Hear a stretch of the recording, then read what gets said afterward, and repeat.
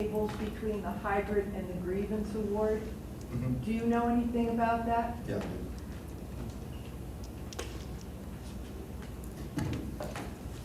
If I can paraphrase your question, is there a difference in cost between the hybrid plan and the SAG award? And benefit also.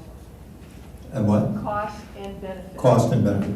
Okay, the benefits are identical, okay, except that the hybrid also has the cash out possibility and the inheritability. So in a certain way of looking at it, the hybrid has more benefits than the SAG award. Yeah. Actually SAG, just so everybody knows what it is, CBAC ARP grievance, the SAG, okay, SAG award. When they thought that the SAG award was going to go through, they put up a calculator for it. Okay, and a lot of people like me were trying to figure out what this was going to cost, and we had a cost. And then when the hybrid went up, it was a different calculator. Okay, and in general, the cost of the hybrid was significantly less than the cost of the SAG award.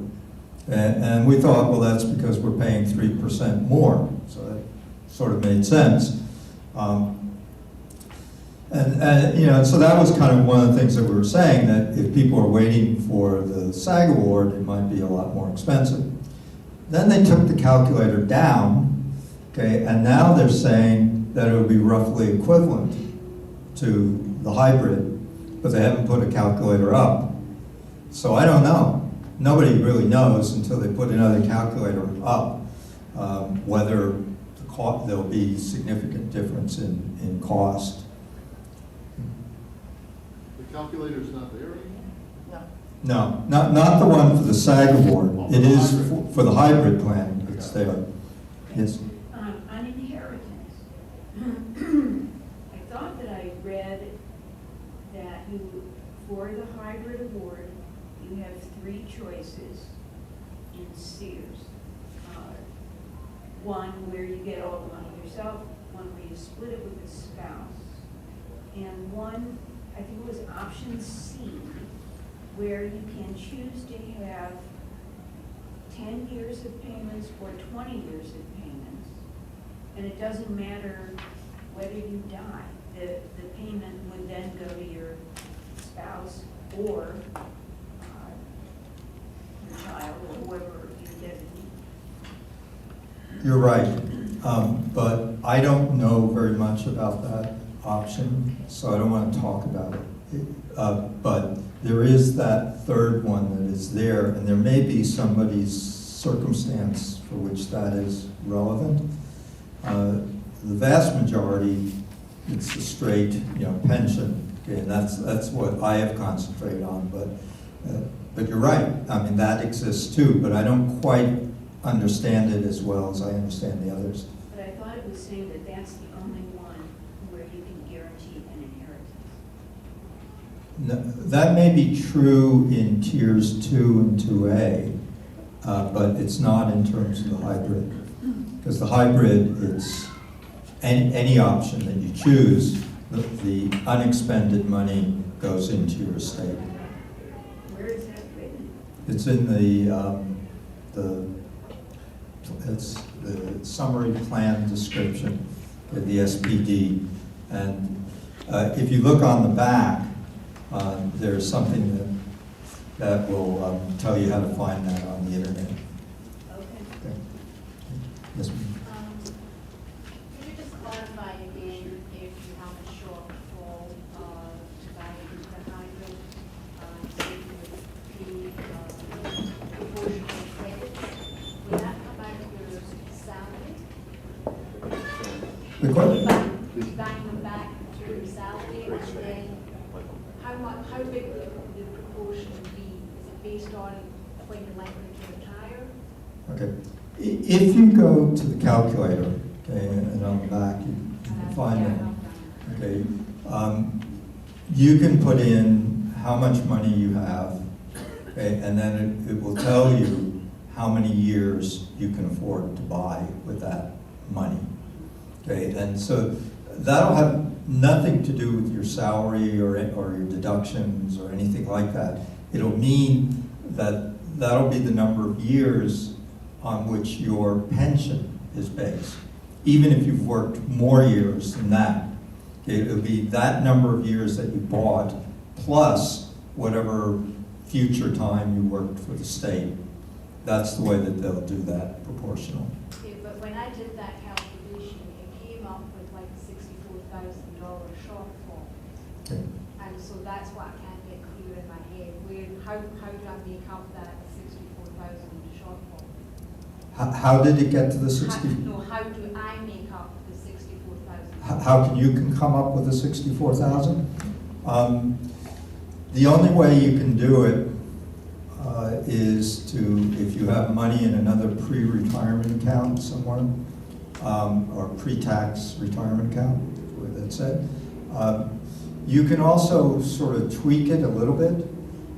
You could put in the maximum amount into the 403B and the 457 in one paycheck. You know, I mean, there are laws of how much you can put in each year, and I think you can put in something like 15 or 16,000. If you're over, but there's a catch-up provision. I forget if you're over 55 or over 60. You can put in about 22,000 in the 403B and another 22,000 in the 457 in a single year. Okay, she says that the regulations are now is that you can do 22,000 in the 403B and 22,000 in 457 in a single year. So if you happen to have 44,000 sitting in your savings account, you could set it up so that your first 3 paychecks all went into that and none came to you as a way of getting money into it. Okay. Okay. Yes, sir. Getting back to this claim, you can get your money back in a hybrid if you die early. So if you die when you're 77, there'll be a prorated amount of money given back to you, right? Or your estate, right? Yes. Okay.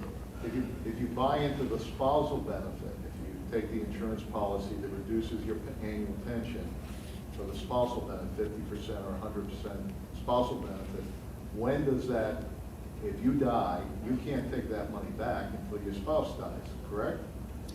Correct. Okay, so if you have the spousal benefit going, you can,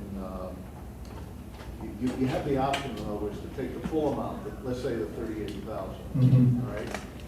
And if you predecease your spouse then, through the estate, would get the money remaining, right? If you died when you were 75 or 77. Right. The spouse would have that money. But Right. would not have that insurance policy to continue the pension, right? Right, if you set it up that So way. you can look at that option too, right? Right. Now, is there a schedule for what percentage you get back each year that you die early?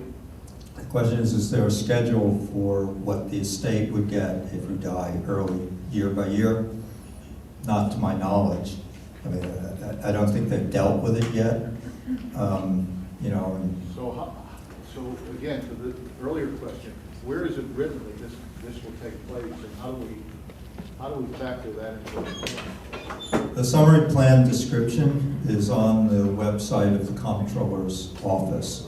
And if you read through that, you'll see the provision for, you know, excess money going to the state. But it doesn't give us a percentage or anything. No.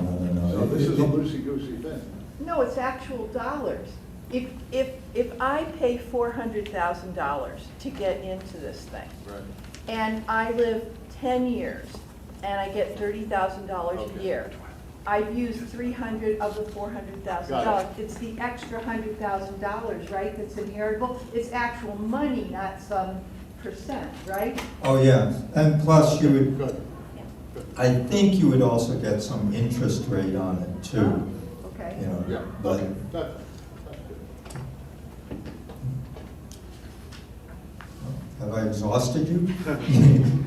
No, we need more cake. Yeah, well, listen, I hope that mailing list went around. Yes.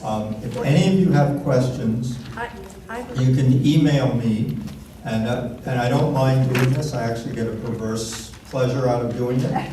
And, you know, I can do it very fast, and I'll tell you whether I don't know the answer or it's in process or whatever. I'll tell you what I know. And tell other people. When we have a problem, a lot of people really are mystified by what's going on, and they need to understand that this is an opportunity that they're not going to get, you know, many times in their life. This is a great thing. Wonderful. Thank you very much. Oh, well, thank you. Okay.